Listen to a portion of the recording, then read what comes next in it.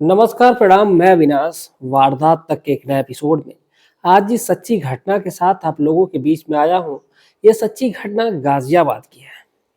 वाकई आज की जो सच्ची घटना मैं आप लोगों के बीच में लेकर के आया हूँ, ये अपने आप में बेहद रोचक है, हैरान कर देने वाली है, परेशान कर देने वाली है। आप इस सच्ची घटना को ध्यान से सुनेंगे तो आप भी हैरान रह जाएंगे कि दुनिया में ऐसे-ऐसे लोग हैं, जो इस प्रकार का काम कर देते हैं जिसका की कोई कल्पना भी नहीं कर सकता। दरअसल आज की जिस सच्ची घटना का मैं जिक्र कर रहा हूँ, इस घटना में एक लड़के के गुप्तांग को जला दिया जाता है, वो भी तेल छिड़क करके। बल्कि यही मामला नहीं थमता है, बल्कि उस लड़के के चेहरे को भी जलाया जाता है और उस लड़के को वही उसको निर्मम तरीके से उसकी हत्या का रूप दिया जाता है। दरअसल आज जो सच्ची घटना है, आपको हिल रुला करके रख देगी, आपका दिल दहल जाएगा। बात कर रहा हूँ मैं 3 जनवरी 2024 की है।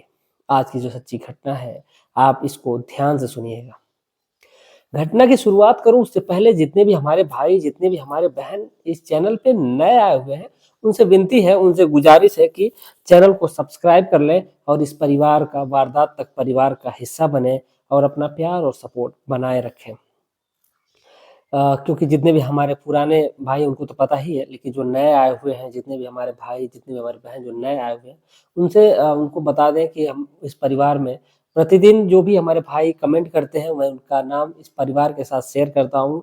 जो भी जितने भी इस परिवार के सदस्य यानी कि लगभग 24-25 हज़ार लोग हैं, 23 हज़ार तक जितने भी लोग हैं, मैं उस परिवार में शेयर करता हूँ सबका नाम और सबका नाम बताता हूँ। तो चलिए आज की कहानी की शुरुआत करते हैं।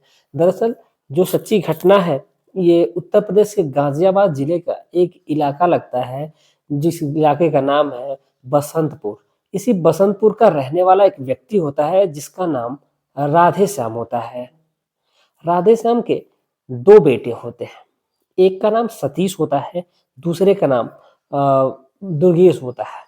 सतीश और दुर्गेश दोनों प्राइवेट जॉब कर रहे होते हैं। इनकी जो ज़िंदगी है वो बेहद अच्छे ढंग से चल रही होती है, सुकून से चल रही होती है, सब कुछ अच्छा चल रहा होता है। परिवार में एक बूढ़ी माँ थी, पिता था, दोनों के भाइयों की भी शादी हुई नहीं है। लेकिन शादी के लिए रिश्ता देखा जा रहा था, जो सतीश जो बड़ा होता है, उसी के लिए रिश्ता देखा जा रहा था और जो सतीश है, वो भी सोच रहा था कि इस परिवार में आखिर जो माँ है मेरी जो बूढ़ी हो चली है, आखिर वो खाना कब तक बनाएगी? अब इसी के लिए लड़की देखी जा रही थी। अब जो सतीश है एक दिन खाना खा रहा होता है और खाना खाने के दौरान उसके व्हाट्सएप पे एक मैसेज आता है। व्हाट्सएप पे एक मैसेज आता है जिसको देख कर के जो सतीश है वो गुस्से में लाल हो जाता है और उसके सामने थाली में रखा हुआ खाना होता है, उस खाने को वो साइड कर देता है और उठ करके जाने लगता है। लेकिन जो उसकी माँ होती है, वो उससे पूछती है कि बेटा जा कहाँ रहे हो? आखिर क्या हुआ? खाना क्यों नहीं खा रहे हो? क्या खाना अच्छा नहीं बना है? इस पर जो दुर्गेश होता है वो कहता नहीं माँ, मुझे कुछ ज़रूरी काम है, मैं अभी कहीं जा रहा हूँ, कुछ देर में आ जाऊँगा। ये कह कर के जो दुर्गेश है वहाँ से निकलता है और निकल कर के कहीं चला जाता है। वक़्त गुज़र रहा था, दोनों भाई आ जाता है यानी सतीश आ जाता है, पिता आ जाते हैं। लेकिन जो दुर्गेश है, जब वो गया हुआ है काम पे और काम से वो वापस किसी काम से जब बाहर गया था, लेकिन जब रात के 11 बज जाते हैं और जो दुर्गेश है वो वापस ही नहीं आता है। अब इधर सभी लोग परेशान हैं, परिवार के लोग कि आखिर जो बेटा उनका है, आखिर वो गया भी तो कहाँ गया? आखिर करें भी तो क्या करें लोग? अब ऐसे कर कर के जो दुर्गेश होता है, वो दुर्गेश के नंबर पे जब फ़ोन किया जाता है, तो जो दुर्गेश का नंबर है, वो नंबर भी बंद आने लगा था। अब परिवार के लोग और परेशान हो जाते हैं, यानी कि सतीश और उसके जो पिता थे, वो लोग दोनों लोग परेशान हो जाते हैं कि आखिर अब क्या किया जाए? अब सोचते हैं कुछ देर इंतज़ार करें, लेकिन इधर जो सतीश है, सतीश दुर्गेश के सभी दोस्तों को फ़ोन करता है कि आखिर कहीं सतीश उनके पास तो नहीं गया है। लेकिन कहीं पर भी दुर्गेश का पता नहीं चलता है। सतीश ने उसके अपने रिश्तेदारों में, अपने अलग-अलग जो भी उसके कॉन्टैक्ट लिस्ट में थे, सबसे उसने पूछा, लेकिन कहीं भी दुर्गेश का पता नहीं चलता है। वक़्त गुज़र रहा था। सुबह के जब 3 बज जाते हैं, इंतज़ार करते-करते उनको लगता है कि हो सकता है कहीं गया होगा, आ जाएगा। अब ऐसे ही करते-करते जब सुबह हो जाती है, सुबह तक भी जब दुर्गेश नहीं आता है, उसका फ़ोन बंद ही आ रहा है। परिवार के सभी लोग परेशान हैं कि आखिर अब करें भी तो क्या करें? अब इसीलिए सीधा वो नगे जो उनका निकटतम जो थाना होता है, उसी थाने में पहुँचते हैं और पहुँच कर के वहाँ पर अपने जो भाई की सतीश गुमशुदगी की रिपोर्ट लिखवाता है। सारा चीज़ें बताता है कि आज उसने क्या पहना हुआ था और किस रंग का दिखता है। एक फ़ोटो भी थी, उस फ़ोटो को भी देता है और फ़ोटो को देने के बाद जो उनसे कहता है कि आप प्लीज़ आप हमारे भाई की खोज रखिएगा, खोज करिएगा, जल्द से जल्द खोजने की कोशिश करिएगा। लेकिन जो पुलिस के जो वहाँ के जो प्रभारी होते हैं, उन्होंने इस मामले को बड़ा ही लाइटली लिया। उस मामले को दबाने की कोशिश की और उस मामले को यहाँ तक कि ये कर दिया कि ये कहते हैं कि कह रहे हैं वो कि हम कार्रवाई तो करेंगे, लेकिन इस मामले को बड़ा ही उन्होंने लाइटली लिया और इस मामले की जो कार्रवाई है उसको वो 1-2 दिन तक किया, लेकिन फिर उस मामले को दबा दिया। उस मामले को लाइटली लिया। लेकिन जैसे ही तीसरा दिन आता है, तीसरे दिन एक थाने में फ़ोन आता है और फ़ोन आने में एक कहा जाता है कि यहाँ पर एक नाला है और उस नाले में एक डेड बॉडी पड़ी हुई है। जब उस डेड बॉडी के बारे में पता चलता है तो जो वहाँ के इंचार्ज होते हैं, जिसका नाम विनय होता है, विनय वहाँ पे जब पहुँचते हैं मौके पर तो उस बॉडी को देखा जाता है। तो जिस प्रकार का कपड़ा सतीश ने बताया था, उसी प्रकार का उस लड़के ने कपड़ा पहना हुआ था। लेकिन सबसे आश्चर्य की बात तो ये थी, उस लड़के के चेहरे को जला दिया गया था, जिससे उसकी शिनाख्त करना बड़ा मुश्किल हो रहा था। अब लड़के का चेहरा जला हुआ है, यही नहीं बल्कि उसका जो कपड़ा था वो भी आधा जला हुआ था, क्योंकि जो उसका गुप्तांग था उसको भी तेल छिड़क करके जलाया गया था। इस प्रकार इसीलिए उसका जो कपड़ा होता है वो भी कुछ न कुछ जल चुका था। अब इधर वो जो पुलिस की टीम है उसको अपने कब्जे में लेती है और लेकर के सीधा पोस्टमार्टम के लिए जाती है। लेकिन जब पोस्टमार्टम के लिए जब वो पहुँचती है वहाँ पर तो देखती है वहाँ पर कि जो पोस्टमार्टम करने की जो टीम है, जब उस चीज़ को देखती है, उसका पोस्टमार्टम करती है तो सभी लोग हैरान हो जाते हैं, परेशान हो जाते हैं, क्योंकि ये ऐसे कैसे हो सकता है? एक व्यक्ति को इतना बुरी तरीके से क्यों कोई मारेगा? आखिर ऐसी क्या दुश्मनी है? लेकिन जब जो विनय जी होते हैं, इस मामले की बड़ी अच्छे तरीके से जाँच पड़ताल करते हैं, विनय दुर्गेश के बारे में पता किया जाता है कि आखिर इसकी कोई किसी से दुश्मनी तो नहीं थी। लेकिन जब दुश्मनी के बारे में पता किया जाता है, तो फिर पता चलता है कि ये लड़का जो था, ये बस इसको अपने काम से काम मतलब था। किसी भी चीज़ से मतलब नहीं था और ये बस अपने ऑफ़िस जाता था, वापस आता था और इस इतना ही तक मामला जो था, वो सीमित हो जाता था। अब ऐसे ही मामला चल रहा था। अब जो यहाँ के जो इंचार्ज होते हैं या थाना प्रभारी होते हैं विनय जी, उन्होंने इस मामले को लाइटली लिया और इस बात को वहीं पर दबा दिया। 2-4 दिन तक इधर-उधर की बातें हुई, लेकिन फिर मामला जब दब जाता है तो फिर उन्होंने उस बात को छोड़ दिया। लगभग 3 महीने का जब समय गुज़रता है, जो लड़के के जो पिता हैं, दुर्गेश के पिता हैं जो, वो प्रतिदिन थाने में आते हैं, पूछते हैं कि साहब हुआ क्या? लेकिन जो वहाँ के इंचार्ज थे, वो बेहद घमंडी टाइप के थे। उन्होंने इस मामले को बड़ा लाइटली लिया था और उस बात को दबा दिया था। 3 महीने बाद उनका ट्रांसफ़र होता है और वहाँ पर आते हैं एक नए इंचार्ज जिनका नाम हरीशचंद्र होता है।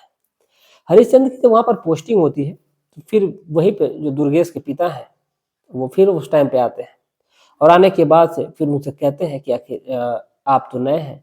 इस बार जो हरीशचंद्र जी होते हैं, उन्होंने कहा कि आखिर बात क्या है? आप पूरी बात बताइए। जो दुर्गेश के पिता होते हैं, उन्होंने सारी बातें बता दी कि उनके बेटे के साथ किस किस प्रकार की क्रूरता की गई थी, किस प्रकार उनके बेटे को मारा गया था और मारने के दौरान से जब वो प्रतिदिन थाने आते हैं तो उनकी कोई सुनवाई नहीं किया है। अब इस पर जो हरीशचंद्र जी थी, उन्होंने इस फाइल को रीओपन करा और रीओपन करने के बाद से उसकी जाँच पड़ताल जो शुरू कर दी। सबसे पहले उस लड़के का जो फ़ोन होता है उसकी कॉल डिटेल खंगाली जाती है, तो उसमें से एक नंबर निकल कर के आता है।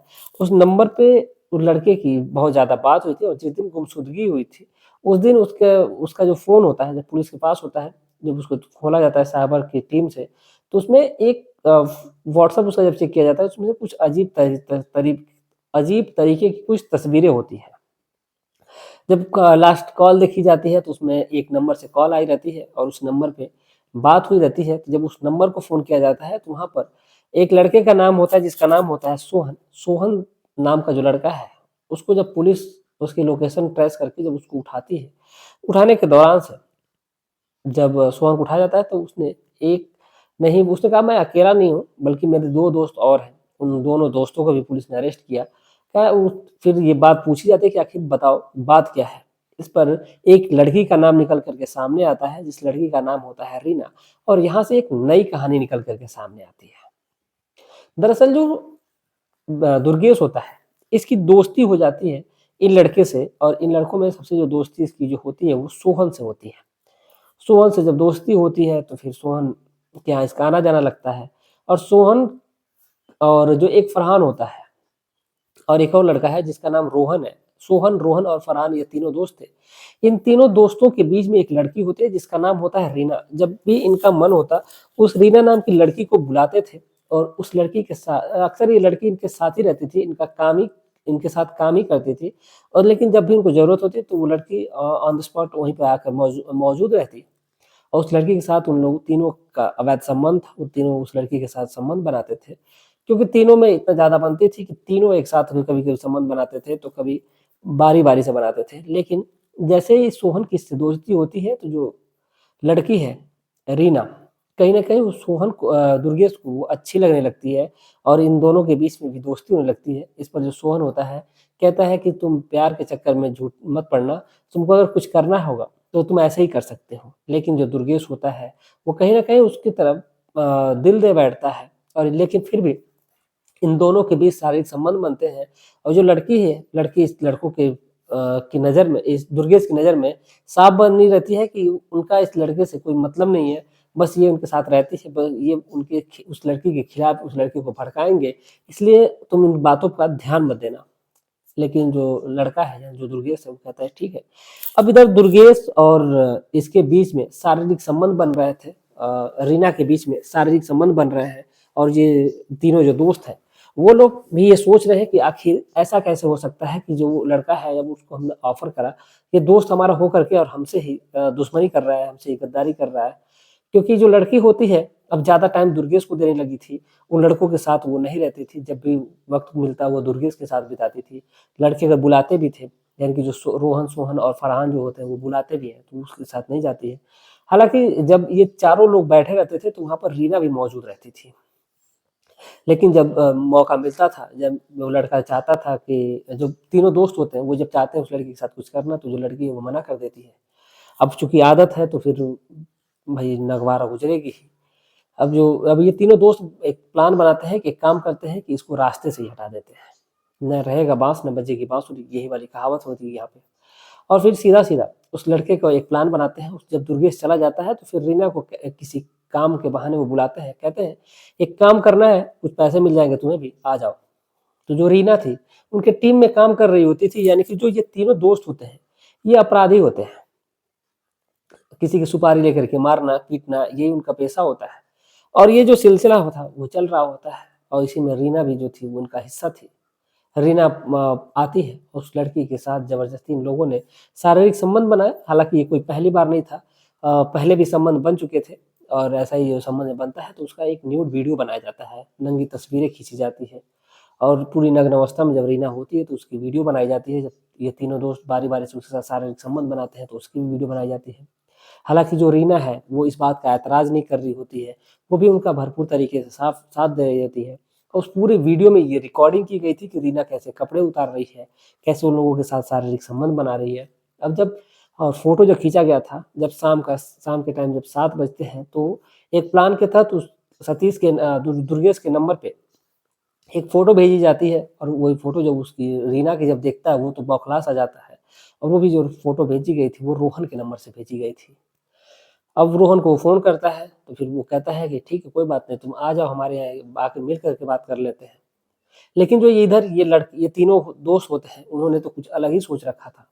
जैसे ही दुर्गेश आता है वहाँ पर, और रीना वहीं पर मौजूद होती है, और रीना वो भी एकदम नग्न अवस्था में होती है, क्योंकि रीना को उन्होंने पैसे दे दिए होते हैं। जो रीना थी, वो अब उन्हीं के साथ मिल गई थी। कहते हैं कि लड़की को कह देते हैं कि तुम हमारे साथ ही रहना, अगर तुम पलट गई तो हम तुमको जान से मार देंगे, और बदले में उसको पैसे भी दिए रहते हैं। शारीरिक संबंध बना के अक्सर जब भी वो शारीरिक लड़की के साथ संबंध बनाते थे, तो उसको पैसे भी दे दिया करते थे, उसकी जो भी ज़रूरत होती उसको पूरी किया करते थे। जो लड़की थी, पहले से उनके साथ ही रहती रही थी, और बिना उनके उसका गुज़ारा भी नहीं होने वाला था। अब इसीलिए वो लड़की उनके तरफ हो जाती है, और जैसे ही सतीश आता है, दुर्गेश आता है, दुर्गेश से इन लोगों के बीच में बहस होती है, और बहस करने के दौरान भी उस लड़के को ज़ोर से किसी चीज़ से मारा जाता है, और मार करके उसको उसके बदन को, उसके चेहरे को पहले जलाया जाता है, लेकिन उसके पहले गुप्तांग को भी जला दिया जाता है। तेल छिड़क करके उसके चेहरे को, उसके गुप्तांग को जला दिया जाता है। जला करके, फिर उसको मौत के घाट उतारा जाता है और फिर वहाँ से उसको सीधा उस नाले में फेंक करके वहाँ से वो फरार हो जाते हैं, ताकि उनको लगता है कि उनको कोई अब पकड़ेगा नहीं। मामला तो दब जाता है। फिर अगले दिन में मामला जब सुर्खियों में आता है, जब पुलिस पकड़ती है, तो फिर ये जब कहानी निकल के सामने आती है, तो सभी लोग हैरान हो जाते हैं, परेशान हो जाते हैं। लेकिन सबसे बड़ी बात तो यहाँ पर ये निकल कर के आती है कि आखिर जब दुर्गेश इतना सीधा-साधा लड़का था, तो फिर वो इन अपराधियों से दोस्ती क्यों किया था? अब मामला अभी ये पेंडिंग में है। बाकी ये तीनों चारों अपराधियों की जो लड़की थी उसको और तीनों जो दोस्त हैं, सभी लोगों को पुलिस ने अरेस्ट किया है और इनको जेल की सलाखों के पीछे डाल दिया है। बाकी जो आगे की प्रक्रिया है, वो कोर्ट तय करेगा कि आखिर इनको सज़ा क्या मिलेगी। इस पूरे घटनाक्रम को सुनाने का उद्देश्य किसी की भावनाओं को ठेस पहुँचाना नहीं है, बल्कि आपको जागरूक करना है, आपको सचेत करना है। आप जहाँ भी रहें, स्वस्थ रहें, सुरक्षित रहें, मस्त रहें। जाते-जाते हमारे कुछ दोस्त हैं जिन्होंने कमेंट किया है। पहले नंबर पे है मोहम्मद अरबाज़ अली जी, फरहान खान जी, सरफराज अहमद जी प्रयागराज से, नासिर पठान जी, अगले नंबर पे हैं सुबोध कुमार जी, बीएसएफ में, ये सिलीगुड़ी से हैं, ये बहुत पुराने हमारे व्यूअर हैं, ये हमारी वीडियो प्रतिदिन देखते हैं।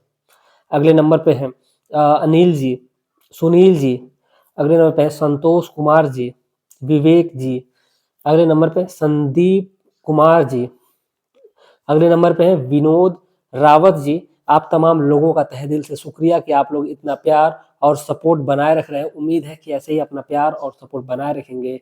आप अपनी राय कमेंट में ज़रूर लिखिएगा कि यहाँ पर सही कौन था, गलत कौन था। मिलते हैं कल शाम 7:30 बजे एक और सच्ची घटना के साथ। तब तक के लिए जय हिंद, जय भारत।